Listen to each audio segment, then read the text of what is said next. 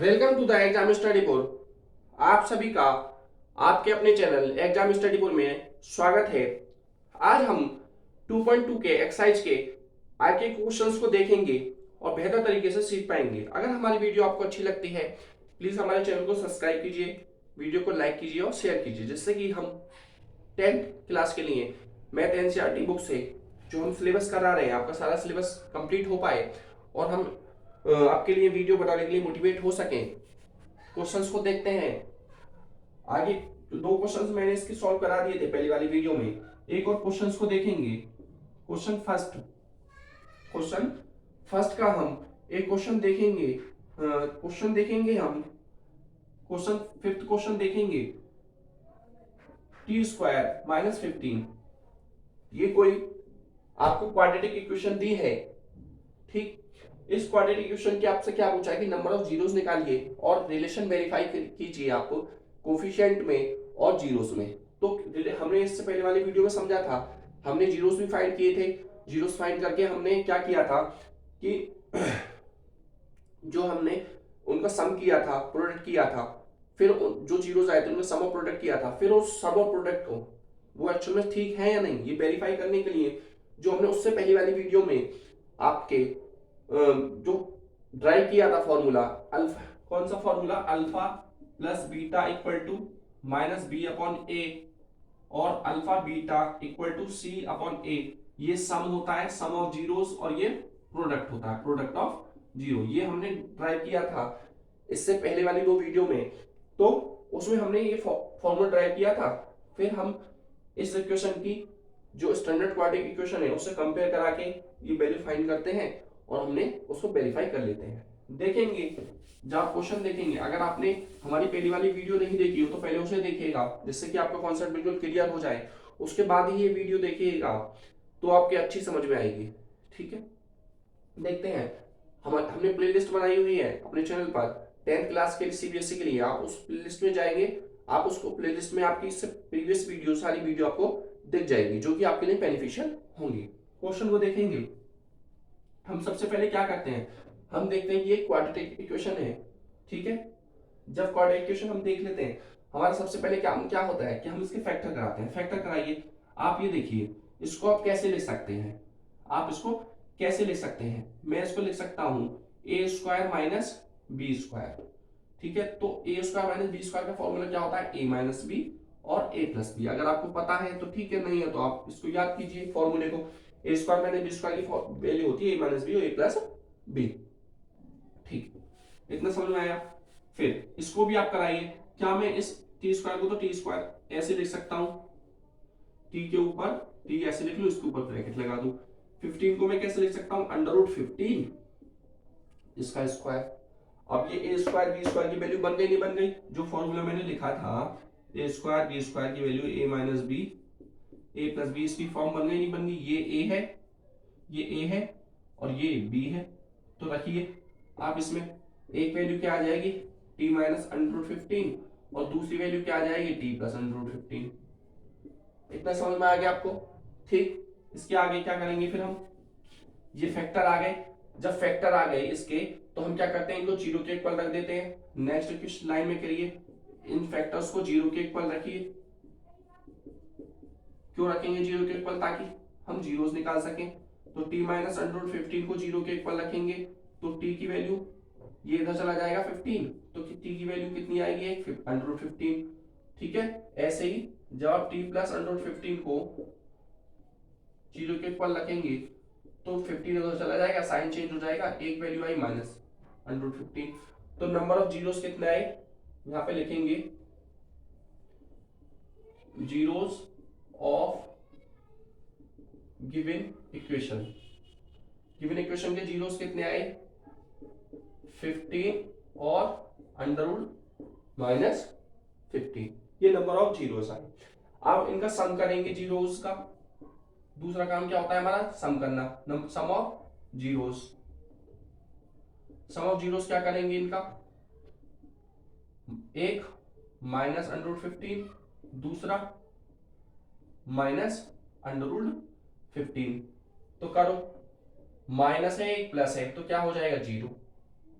Product करो, product करो zero का, तो एक माइनस अंडर रूट 15, दूसरा प्लस का अंडर रूट 15। जब 15 के अंडर रूट में 15 की मल्टीप्लाई होगी तो इसको आप ऐसे लिख सकते हैं, इसका स्क्वायर हो जाएगा, और जब स्क्वायर खुलेगा तो क्या हो जाएगा 15। तो इसकी वैल्यू क्या आएगी, इसकी वैल्यू क्या आएगी, इसकी वैल्यू आएगी आपकी 50। कितनी आएगी इसकी वैल्यू, 15। समझ में आया आपको, तो सॉरी -15 आएगी इसकी वैल्यू, ठीक है, क्योंकि एक माइनस का है और एक प्लस का। इतना समझ में आया आपको, ठीक है। फिर हमने क्या देखा था, सम निकाल लिया और प्रोडक्ट निकाल लिया, इतना। तो जब वेरीफाई करने के लिए मैं इसको एरेज कर देता हूं, आपका हो गया होगा इतना।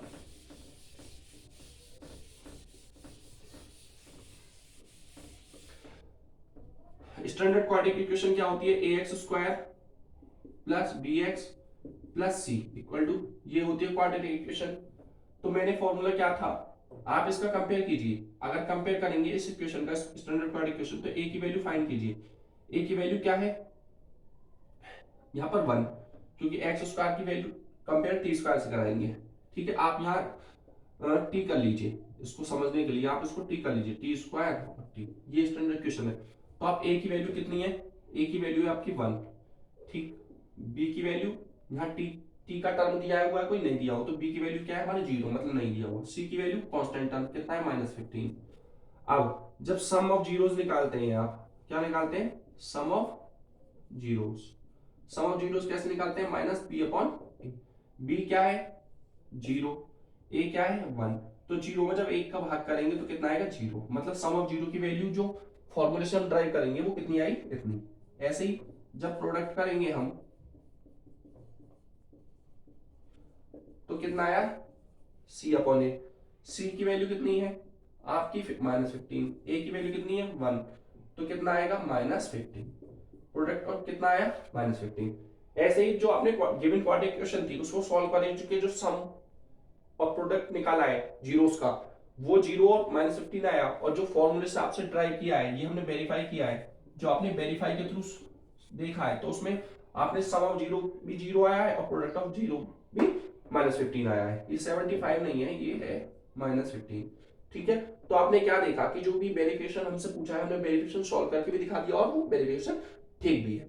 नेक्स्ट क्वेश्चन को देखेंगे हम, सेकंड क्वेश्चन को देखेंगे, ठीक है। सेकंड क्वेश्चन में आपसे पूछा है कि find a quadratic polynomial each, एक क्वाड्रेटिक पॉलिनोमियल आपसे पूछा है इस बार। अभी तो आपको फर्स्ट क्वेश्चन में क्या दिया था, एक क्वाड्रेटिक इक्वेशन दी थी। इस बार आपसे क्या है कि क्वाड्रेटिक इक्वेशन पूछी है आपसे विद द गिवन नंबर, आपको नंबर दिए हैं, सम दिया है नंबर्स का और प्रोडक्ट दिया है कि सम क्या है और प्रोडक्ट क्या है, ठीक है। तो सम और प्रोडक्ट आपसे जब पूछा है तो उसको कैसे सॉल्व करेंगे हम समझ पाएंगे, ठीक है। देखते हैं,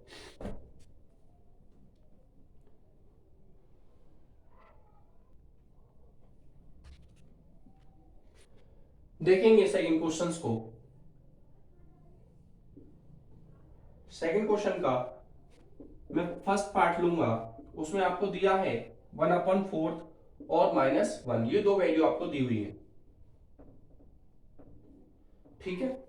ये दो वैल्यू देने के बाद आपको क्या बोल रहा है कि आप एक क्वाड्रेटिक इक्वेशन आपको खुद बनानी है, ये सम ऑफ जीरो है और प्रोडक्ट ऑफ जीरो है। तो आप यहां लिख लीजिए कि ये जो sum of zero, sum of zero कितना है 1/4 दिया है आपको, और जो प्रोडक्ट दिया है, प्रोडक्ट ऑफ जीरो की वैल्यू कितनी दी है आपको -1, ठीक। आपने जो फॉर्मूला ड्राइव किया था उससे आपने सम ऑफ जीरो की वैल्यू कितनी निकाली थी, सम ऑफ जीरो की वैल्यू आपने कितनी फाइंड की थी, यहां पे मैं करता हूं। आपने sum of zero, sum of zeros कैसे फाइंड किया था, सम ऑफ जीरोस क्या थे, alpha plus beta equal to -b/a, ये निकाला था। और प्रोडक्ट ऑफ जीरो क्या निकाला था,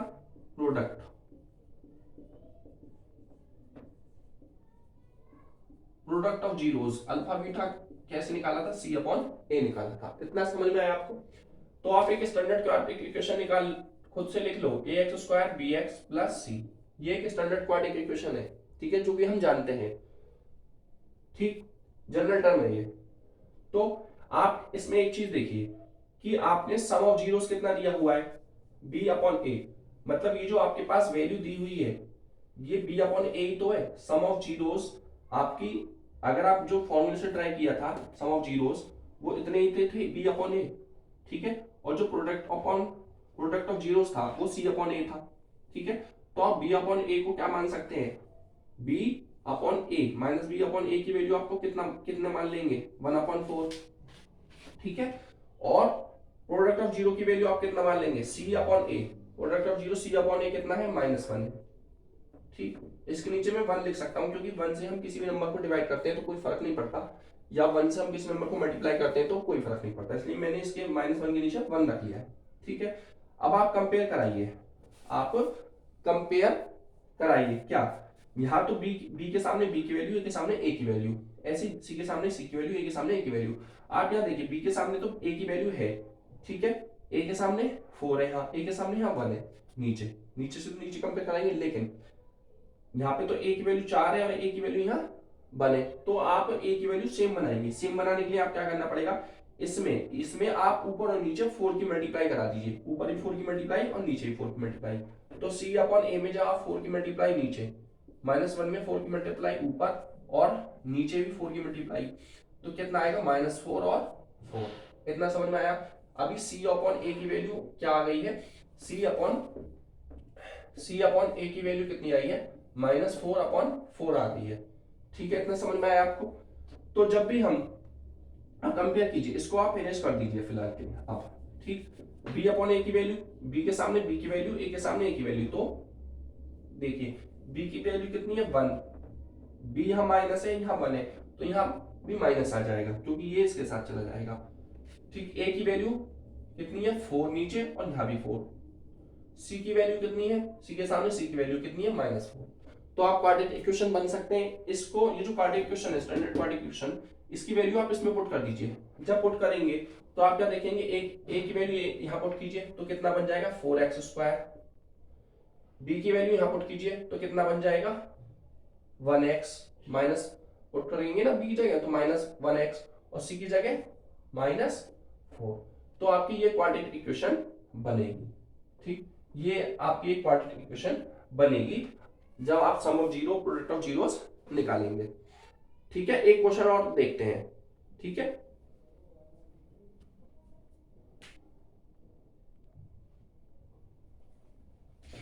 देखेंगे नेक्स्ट क्वेश्चन, ये मैं सेकंड क्वेश्चन का ये मैं सेकंड पार्ट लेता हूं, ठीक।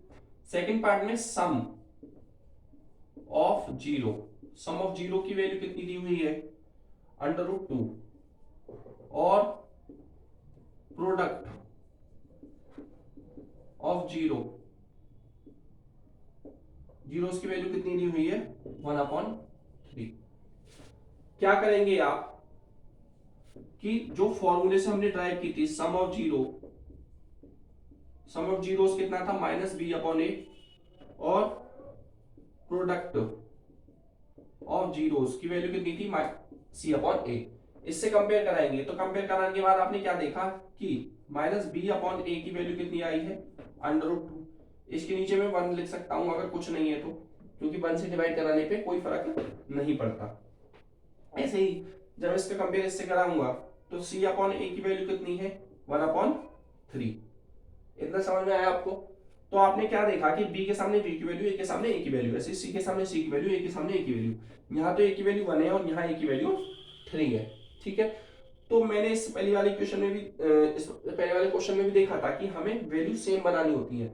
अगर यहाँ a की वैल्यू 1 है, यहाँ पे a की वैल्यू 3 है, तो हमें यहाँ भी दोनों में सेम बनानी है कि a की वैल्यू सेम आए। तो सेम बनाने के लिए मैं क्या करूंगा कि यहाँ अगर a की वैल्यू 3 है तो यहाँ भी a की वैल्यू है 3। कैसे बनाऊंगा, ऊपर और नीचे आपस में किसकी मल्टीप्लाई करा दूंगा, ऊपर भी 3 की और नीचे भी 3 की आपस में मल्टीप्लाई करा दूंगा इसमें।